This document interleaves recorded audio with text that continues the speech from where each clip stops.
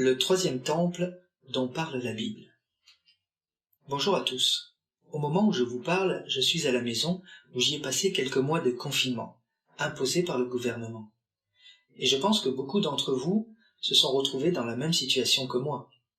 Ce plan gouvernemental n'avait pas pour but de nous séquestrer, mais plutôt de nous sécuriser. Ne vous est-il jamais arrivé, après avoir passé quelques semaines de vacances à la montagne ou à la mer, de prendre plaisir à rentrer chez vous? Je ne sais pas si vous pensez comme moi, mais notre chez-soi peut paraître bien paisible. C'est lorsqu'on est à la maison que l'on peut se sentir en sécurité, surtout lorsque la porte est bien fermée à double tour. J'aimerais dans cette étude vous parler d'une autre maison où l'on peut se sentir en paix et en sécurité. Il s'agit de la maison de Dieu, le temple de Dieu. Dites-moi, que ressentez-vous lorsque vous vous rendez à votre assemblée chrétienne au milieu de vos frères et sœurs et amis? Malgré le confort douillet de notre maison, lorsque nous nous rendons à l'église de Jésus-Christ, la paix que Jésus nous donne n'est-elle pas palpable à ce moment-là? Je sais bien que le Saint-Esprit ne se trouve pas dans les pierres ni dans les briques, et qu'il est à chacun de nous. La Bible ne dit-elle pas que nous aussi, nous sommes le temple du Saint-Esprit? Il serait alors dommage de se priver de cette réunion dans la maison de Dieu, au milieu des pierres vivantes que constitue l'Église de Jésus-Christ, et de se sentir privé ainsi de l'ensemble du corps de notre Seigneur. Un chrétien ne dispose pas de tous les dons, mais tous les dons peuvent se retrouver chez tous les chrétiens. Je sais que l'on enseigne le contraire dans certaines églises, mais ce n'est pas ce que dit la Bible. Lisons 1 Corinthiens, chapitre 12, versets 7 à 11. Or, à chacun la manifestation de l'Esprit est donnée pour l'unité commune. Regardez bien le cercle, pour l'unité commune. En effet, à l'un est donné par l'Esprit une parole de sagesse, à un autre une parole de connaissance, selon le même Esprit, à un autre la foi, par le même Esprit, à un autre le don des guérisons, par le même Esprit, à un autre le don d'opérer des miracles, à un autre la prophétie, à un autre le discernement des esprits, à un autre la diversité des langues, à un autre l'interprétation des langues. Un seul et même Esprit opère toutes ces choses, les distribuant à chacun, en particulier comme il veut. Donc, frères et sœurs, le Seigneur a voulu que nous trouvions notre force dans l'unité, dans le rassemblement et dans le corps du Christ. Se priver de notre réunion au temple de Dieu, c'est se priver de l'invitation que notre Seigneur nous fait. Jésus ne dit-il pas en Matthieu chapitre 18 verset 20 « Car là où 2 ou 3 sont assemblés en mon nom, je suis au milieu d'eux. » Frères et sœurs et amis, voulez-vous être rassemblés, réunis avec Jésus? Puisque nous sommes les pierres de cette église, Jésus est au milieu du temple dans cette image. Quand Jésus était de ce monde, il prenait le temps de se réunir au temple, ainsi que dans les synagogues. Lisons Jean chapitre 2, verset 17. Ses disciples se souvinrent qu'il est écrit « Le zèle de ta maison me dévore ». C'est pourquoi, sur cette image, vous voyez que Jésus a chassé ceux qui voulaient faire du commerce avec Dieu, en se constituant lui-même le gardien du temple, avec le fouet. Mais il dit aussi, en Jean chapitre 2, verset 19, Jésus leur répondit « Détruisez ce temple, et en 3 jours je le relèverai. » Comme vous le savez, le temple a été détruit en l'an 70 de notre ère. Mais Jésus fait ressusciter le 3e jour. Le temple de Dieu n'était pas donc le temple de Jérusalem, où Jésus se rendait, mais plutôt la personne de Jésus lui-même. Songez un peu. Dans le premier temple de Salomon se trouvait l'Arche de l'Alliance, dans laquelle étaient placées les tables de la loi. Mais les tables de la loi, ce sont la parole de Dieu, n'est-ce pas? Et la parole de Dieu, c'est Jésus-Christ. Donc, on peut dire en quelque sorte que Jésus se trouvait au milieu du premier temple, dans le lieu très saint. Maintenant, j'ai une question. Est-ce que les tables de la loi et donc l'Arche de l'Alliance se trouvaient dans le 2e temple à l'époque de Jésus-Christ? Non, bien sûr. Et cela pour une simple et bonne raison, c'est que Jésus est la loi. Il est l'arche de l'alliance. Il est l'alliance au milieu du temple. Et donc par conséquent, plus besoin de l'arche perdue, puisque Jésus était dans le temple. Donc ce qui est important, frères et sœurs, bien ce n'est pas de regarder à votre église locale, de regarder ces bâtiments que certains ont conçus parfois somptueux, parfois très beaux, mais c'est de regarder à notre Sauveur et Maître, Yeshua. Ne mettons pas notre confiance dans la pierre, mais adorons en esprit et en vérité. Lisons Jean chapitre 4, versets 21 à 23. « Femme, lui dit Jésus, crois-moi, l'heure est venue où ce ne sera ni sur cette montagne, ni à Jérusalem que vous adorerez le Père. Vous adorez, vous, ce que vous ne connaissez pas. Nous adorons ce que nous connaissons, car le salut vient des Juifs. Mais l'heure vient, et elle est déjà venue, où les vrais adorateurs adoreront le Père en esprit et en vérité, car ce sont là les adorateurs que le Père demande. » Si nous réfléchissons un peu, Dieu représente le Père. Il est celui que nous devons adorer. Il est un. Érad, en hébreu, signifie un, mais dans une entièreté. Considérez par exemple un œuf qui comprend le jaune et le blanc. C'est un œuf, mais qui comprend plusieurs éléments. C'est ce que signifie Érad en hébreu. Il y a d'autres mots pour signifier 1, 2, 3, 4, mais Érad signifie un dans son entièreté. Et c'est ce qui peut poser problème aux Juifs. Le blanc pourrait être, par exemple, le Saint-Esprit, car c'est en esprit que l'on doit adorer le Père. Et le jaune pourrait être Jésus, qui est la vérité, car c'est en vérité que l'on doit adorer le Père. On comprend donc mieux cette phrase que Jésus a prononcée, qui nous montre l'adoration complète que le Père attend de nous, en esprit et en vérité. Dieu ne regarde pas aux apparences. Mais l'homme charnel, lui, est dirigé par ses sens, et donc par la vue. Thomas avait besoin de voir pour croire. Depuis la nuit des temps, le monde a besoin d'édifices pour adorer leur Dieu. L'exemple le plus frappant est Babylone. À la fin des temps, la Bible nous parle d'un troisième temple qui sera reconstruit. Certains enseignent que cela n'est pas vrai, que cela n'arrivera pas. Mais la Bible nous montre que ce temple existera bel et bien. Prenons Apocalypse, chapitre 11, versets 1 et 2. On me donna un roseau semblable à une verge, en disant « Lève-toi et mesure le temple de Dieu, l'autel et ceux qui y adorent. Mais le parvis extérieur du temple, laisse-le en dehors et ne le mesure pas, car il a été donné aux nations, et elles fouleront aux pieds la ville sainte pendant 42 mois. » Ici on demande à Jean de mesurer le temple. C'est une action bien réelle et bien physique, n'est-ce pas?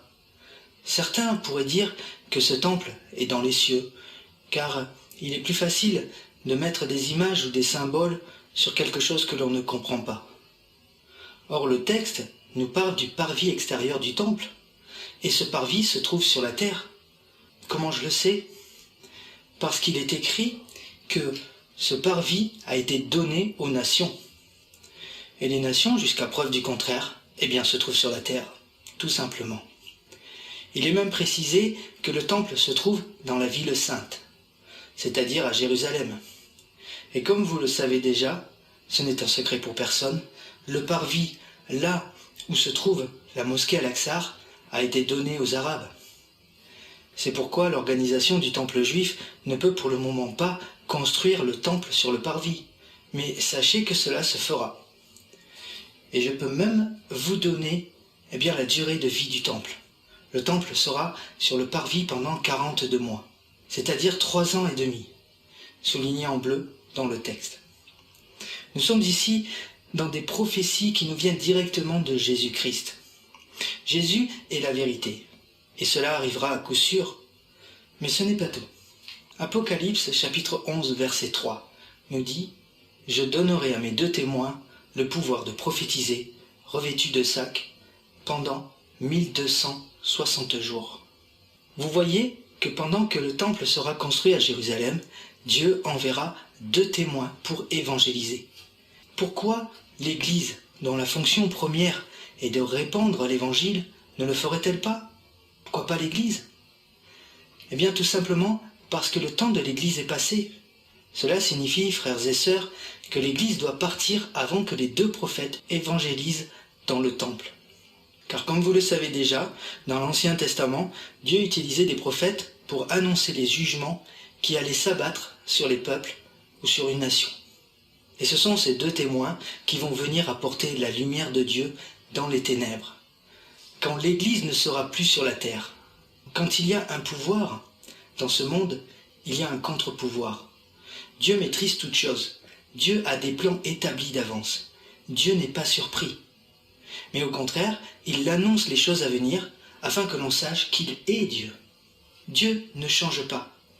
Et c'est ce qu'il fera dans les derniers jours afin que les hommes se détournent de leur mauvaise voie. Ces 2 témoins seront intouchables. Personne ne pourra leur faire de mal. Intouchables pour 3 ans et demi seulement. Lisons Apocalypse, chapitre 11, versets 7 et 8. Quand ils auront achevé leur témoignage, la bête qui monte de l'abîme leur fera la guerre, les vaincra et les tuera. Et leurs cadavres seront sur la place de la grande ville, qui est appelée, dans un sens spirituel, Sodome et Égypte, la même où le Seigneur a été crucifié. Ce n'est qu'après les 3 ans et demi d'évangélisation, eh bien que Dieu permettra que l'Antichrist tue les 2 témoins. Leur cadavre restera 3 jours et demi dans la ville de Jérusalem. Car oui, la grande ville qui est citée dans ce texte est la même ville où le Seigneur Jésus a été crucifié. Il s'agit donc de Jérusalem.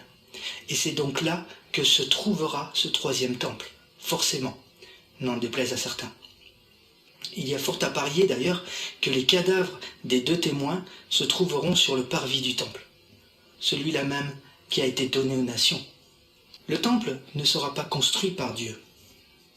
Ce sera l'œuvre d'une alliance messianique entre le judaïsme et l'Antichrist. Cela formera le royaume de l'Antichrist. Et qui d'autre que les Juifs pour accepter un chef qui est contre Christ? Ce sera leur Messie. Pour eux, il sera leur roi providentiel qui viendra construire le 3e temple et apporter une alliance de paix et de sécurité pour Satan. Lisons Jean chapitre 5 verset 43. « Je suis venu au nom de mon Père, et vous ne me recevez pas. Si un autre vient en son propre nom, vous le recevrez. » Comme le dit Jésus, ils n'ont pas reçu le Messie qui venait au nom du Père, mais ils accepteront quelqu'un qui ne vient pas au nom du Père, mais qui vient en son propre nom. Eh bien, cela signifie que ce ne sera pas quelqu'un de religieux pour venir au nom de Dieu.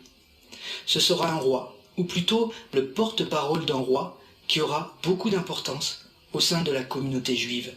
Il viendra en ami, en frère, tout comme l'a fait Jésus. Tout comme Jésus a été sacrifié au bout de 3 ans et demi de ministère, et que l'on n'a plus besoin à présent de faire de sacrifice, car Jésus est le sacrifice ultime, comme vous le savez, l'Antichrist, lui, au milieu de la semaine, c'est-à-dire au bout de 3 ans et demi, eh bien, fera cesser les sacrifices d'animaux au temple. Il cherchera à se faire adorer dans le temple. Alors les Juifs ouvriront les yeux. Ils commenceront à se tourner vers celui qu'ils ont percé, c'est-à-dire Jésus-Christ. Ce n'est qu'après le sacrifice des 2 prophètes de Dieu, après leur montée au ciel, que le peuple d'Israël comprendra. Puisqu'ils n'ont pas vu quand la lumière était parmi eux, c'est alors qu'ils comprendront dans les ténèbres.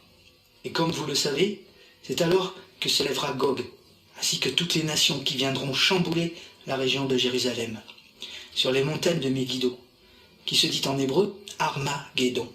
Mais cela sera le 3e malheur. Il est intéressant de remarquer que si le début du chapitre 11 du livre de l'Apocalypse commence par la description du 3e temple qui marquera le royaume de l'Antichrist, ce temple terrestre comme nous l'avons vu, la fin du chapitre, quant à elle, fait une transition avec le 4e temple. Celui-ci viendra du ciel, et donc de Dieu. Lisons le dernier chapitre, lisons Apocalypse chapitre 11 et le verset 19. « Et le temple de Dieu dans le ciel fut ouvert, et l'arche de son alliance apparut dans son temple. Il y eut des éclairs, des voix, des tonnerres, un tremblement de terre et une forte grêle. » Le chapitre 11 nous parle en définitive d'une opposition entre 2 temples. les premiers versets nous parlent du temple terrestre qui fait alliance avec le royaume, en opposition avec Christ, et le dernier chapitre, le dernier verset nous parle du temple céleste dirigé et gouverné par Dieu lui-même. Cela nous rappelle l'opposition de Babylone qui a cherché à se rassembler pour abandonner Dieu et adorer des dieux étrangers. En akkadien, Babylone se dit Bab Ilum, qui signifie la porte des dieux. Mais si nous prenons le récit biblique, ce mot prend un tout autre sens en raison d'une confusion avec les racines hébraïques Béel, Béel, Bet Lamed en hébreu, bien qu'il signifie en fait brouiller, dérouter ou confondre. Dieu a semé la confusion parmi tous ces temples de dieux étrangers. Mais à la fin des temps, au lieu, voyez-vous, de disperser les nations comme il a fait à Babylone, eh bien ce sera l'inverse. Ça va être l'effet miroir. Dieu rassemblera au contraire toutes les nations et ce sera alors venu le jugement sur elles. Et le temple de Dieu, le 4e temple, à ce moment-là, après, descendra du ciel, constitué de quoi? Eh bien de tous les élus, toute l'église de la Jérusalem céleste. Tout comme je vous en parlais en introduction, la maison, eh bien, c'est l'endroit où l'on se sent en paix et en sécurité. Bien, il se trouve que ce 3e temple ne sera possible que si un accord de paix et de sécurité s'établit entre le monde juif et le monde musulman. Peut-être que l'arrivée du faux prophète avec sa religion universelle qui veut allier le judaïsme, le christianisme et l'islam, eh bien pourra jouer un rôle important dans cette alliance, car je vous le rappelle quand même que la guerre de la fin des temps va rassembler quand même les 3 religions. Ce qui est certain, c'est qu'il ne peut y avoir de temple sur le parvis qui a été donné aux Arabes sans un accord de paix. La Bible nous dit que cet accord viendra par l'Antichrist. Et il se trouve que les Américains sont sur le point de conclure ce qu'ils appellent le deal du siècle. Une alliance de paix entre Israël et la Palestine est en bonne voie.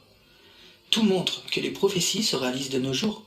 Chose étonnante, un talent, qui est la monnaie du temple, a été fabriqué à l'effigie de Donald Trump, rien que ça.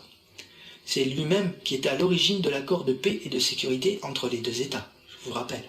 Lisons Matthieu chapitre 5, verset 24.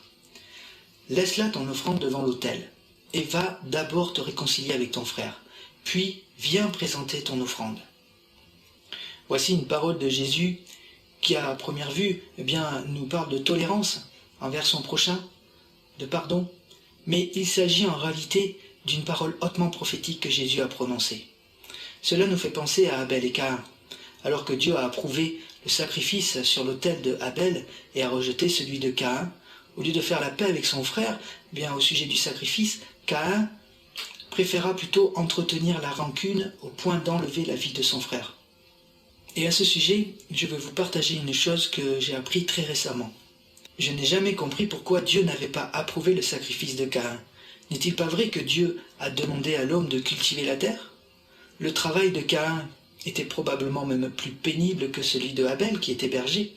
Donc il n'est pas pensable de rejeter un tel sacrifice, car Caïn, en cultivant la terre, faisait la volonté de Dieu. Ce qui m'amène à vous révéler la vraie traduction hébraïque du récit de la Genèse. Cette traduction est que Caïn apporta des fruits de fin de saison, ou à la fin de la saison. On comprend alors toute la portée du sacrifice. Dieu nous demande des prémices, les meilleures choses que nous avons en notre possession, alors que lui, Caïn, a apporté des fruits pourris. C'est-à-dire, c'est un peu comme si vous aviez des invendus ou des produits déclassés dans votre magasin et que vous les apportiez à Dieu. Cela change vraiment toute l'histoire, n'est-ce pas? Mais lorsque Jésus a prononcé ces paroles concernant le fait de laisser son présent sur l'autel et d'aller faire la paix avec son frère, il ne parlait pas de Caïn et de Abel. Jésus s'adressait au peuple juif et il parlait de son voisin avec qui il ne s'entendait pas, la Samarie, ancienne capitale de Canaan dans la région de la Palestine. Ce voisin est toujours présent aujourd'hui. Jésus voulait dire par là qu'avant qu'il puisse déposer un présent sur l'autel, c'est-à-dire au temple, eh bien, il faut qu'il fasse la paix avec celui qui détient le parvis du temple. Ce n'est donc qu'alors qu'il pourra poser son présent sur l'autel. Pourquoi? Bien parce qu'il aura fait la paix avec son frère, et donc celui-là lui permettra de construire le 3e temple, ce qu'on appelle l'accord de paix et de sécurité. Est-ce que vous vous rendez compte combien cette portée de Jésus a une portée tellement prophétique sur la fin des temps, mais qui était restée cachée? L'Église ne verra pas le troisième temple, l'Église ne verra pas non plus les 2 témoins évangélisés à Jérusalem, comme je vous le disais tout à l'heure. Lorsque je vous parle du troisième temple, je vous parle du temps messianique, car le temps des nations s'est arrêté depuis que Jérusalem est devenue la capitale d'Israël, qui sont indépendants. Nous sommes rentrés dans le dur, nous rentrons dans une période où Dieu va déverser ses jugements sur la terre. Mais le salut vient des Juifs. Jésus est la seule porte de salut. Le plan que Dieu avait pour sauver les nations était d'aveugler Israël. Donc si tu es sauvé parce que Israël a été aveuglé, il est juste alors que Israël soit sauvé à son tour parce qu'elle t'a permis à toi d'être sauvé afin que tu accèdes à la seule porte de salut qui est Jésus-Christ, n'est-ce pas? Le chrétien qui en voudrait à Israël alors que c'est Israël qui lui a permis d'être sauvé par son aveuglement a un problème avec Dieu, car Dieu n'a pas rejeté son peuple. Tout comme l'Église sera mise en sécurité dans le ciel, Israël sera mise en sécurité dans le désert, dans un lieu qui lui a été préparé. Dieu a un plan pour toutes choses. Un jour, les 2 troupeaux seront réunis. Ce sera alors le temps de chanter un chant nouveau. Mes frères et sœurs et amis, quand je vous parlais de maison, je vous parlais de la maison sur la terre. Mais savez-vous que nous ne sommes pas d'ici? Notre place est avec Jésus, tout près de Jésus, notre roi. Alors il est temps de rentrer à la maison. Il y aura un temps où on va rentrer à la maison. Ne voulez-vous pas vivre dans un paradis que Dieu a préparé d'avance?